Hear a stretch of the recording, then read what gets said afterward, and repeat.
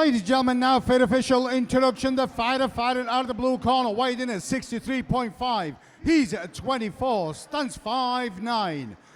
He fights out of Progress Martial Arts and hails from Carvin, Jack the Ripper Roy. And his opponent fighting out of the red corner, weighed in at 63.3. He's at 24, stands 5'10". He fights out of IMA Leeds and hails from Leeds, Rabbi Mbata.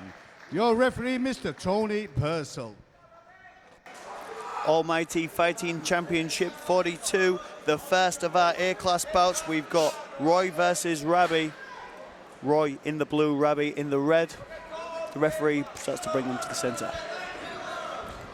Oh, this could be interesting. We're about to get introduced to headshots today. I've seen Rabbi Mbata fight a couple of times before, but he's already looking a lot tidier. He looks relaxed. He looks relaxed in there, and you can see that Roy's a little more high energy. He's feeling a little less relaxed, but sometimes that can work quite well in the early battle. Yeah, now the range you've got to give to Roy. You have to give to Roy. But I don't know. It's like every time Mbata kicks, beautiful. His leg grows 6 inch. Looking for the guillotine. Could be using it for control purposes here. He's looking to insert a butterfly hook there with that right leg. Yeah. Now, head's free now though. Roy just securing the position on the floor. Because again, we have headshots on the ground, so this is where the guard becomes very useful, and half guard. Good pass to the half guard. Now this is a premier position in mixed martial arts for landing your work, but we see that Rabbi there has just got his back up on the fence, which reduces some of the striking potential for Roy. Oh, and he used that butterfly to almost stand and flip his opponent, just to off-balance him enough to get back to his feet. And he's looking to fight his left underhook in. That's what his team wanted there. When Rabbi creates a bit of distance, you can see he can now get the turn. That over-under battle that we see in this tie-up position, it seems to be whoever can get that underhook elbow higher gets dominance in the clinch, and a good knee there by Rabbi. That was a beautiful knee, and looking to hit the switch of sorts. The head's too central. Nice bit of circling there. He lands on top now as Rabbi looks to secure double underhooks here. I think that Roy has just inserted his underhook, and he's going to use it to start building up onto his side. He is, yeah. You can see him reaching with that right hand towards the floor, but, you know, you can't wait in these situations, because the more you wait, the more time you've wasted, the more you're going to get hit in the head. That's correct. We haven't seen that too much just yet, but I think sometimes in the early portions of the fight, there's a lot of energy, a lot of movement, and you just really focus on keeping your opponents still, whilst both men are explosive. Yeah, very explosive. Angling on his back here is Roy, looking to isolate a Kimura grip. Yeah, I was about to say exactly the same thing there.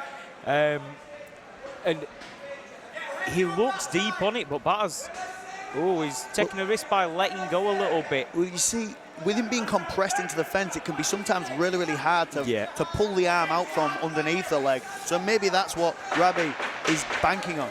Yeah, because you can see that knee were quite high, and that Roy's had to really pull the hand out past the knee. Looks like the elbows slipped free, and now the round ends. Beautiful opening round there. Really kind of both men trying to set their stall, so to say. Some decent striking on display, but it was the grappling where it took place. Both men had instances of top position. I'd say Mbata was on top for longer, but Roy did have the control with the Kimura grip, and it's one of those where, you know, it's all right saying, yeah, but he didn't have the Kimura, and it's like, yeah, but I dare Mbata to stop thinking about that Kimura for a second, because if you do, it's going on. You know, so it's one of those where everything that Mbata was doing had to go into just defending that Kimura and keeping your arms safe. So, you know, like, does a dominant position win it there when your dominant position was literally just stopping you from getting submitted? I've seen a few fights where, you know, as it goes right now, I think it's on a bit of a knife's edge. I give the top position to Mbata, but we've got to see how the rest of the fight plays out now, because, you know, if it's, let's say it's another 2 rounds of him defending that submission, yes, then who wins top or bottom, you know? Ooh, good left kick there by Beautiful. Mbata. And a good solid sprawl. The cross-face grip enters, and that just breaks that single leg grip off. And Mbata has heavy, explosive hips. He's used that sprawl in a few different instances today and been very successful with it. Yeah, you can see now he's looking just to build a bit of height, but that's allowed a little bit of space on that near side hip here for Roy to insert his knee shield. That's it, yeah. And he just backsteps it, and he's settling in guard. He is okay. You know, your opponent's pressed up against the fence. You've got to mind your P's and Q's as always, but if you're going to strike in guard, you know, with your opponent pressed up against the fence, it's probably the best place. Yeah, I mean, it keeps both of their feet off the mat. If both of their feet are off the mat, well, they're not going to stand up, so that's all right with me. Yeah. You see now Mbata tripoding into his opponent, looking to apply pressure. Very uncomfortable when your neck's bent up on the fence like that and someone's driving their skull into your head. Yeah, very. But good head pressure by Mbata. Every time his man goes flat, but he's rolling for that Kimura again.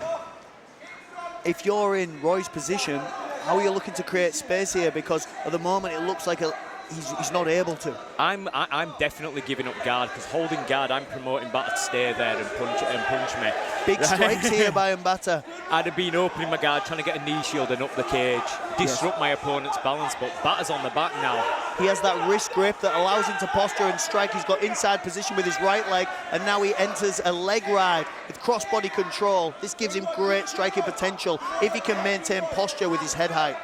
And that's it, just maintaining the posture is the key here. Solid shots as well. Yes. I mean, it'd be quite nice to see. There we go, he's found a little bit of stability in the position to drop shots in. But he's hitting Roy in the arm, but Roy does look under pressure. He does look frustrated. The referee is watching closely. Every time he looks like he's getting up, and it's all over. Rabbi, Mbata. Fantastic work there by Mbata. Roy did his very, very best, but those uppercuts just slid underneath the arm, clipped his chin. The referee saw his legs go a little weak and thought, you know what, it's an amateur bout, let's just get him out of there. That second round there by Mbata it was precision, it was surgical. He picked him apart bit by bit.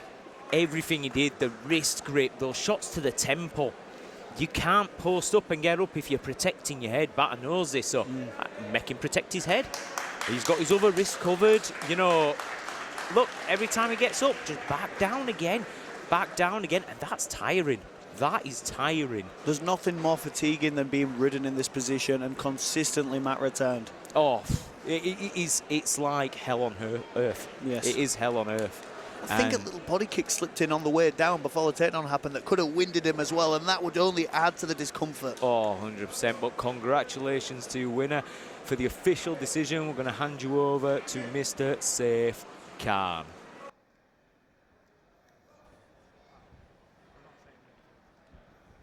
Ladies and gentlemen, after 2 minutes, 8 seconds of the second round, your referee, Mr. Tony Purcell, calls a stop to the fight, declaring your winner by TKO, Rabbi Mbata.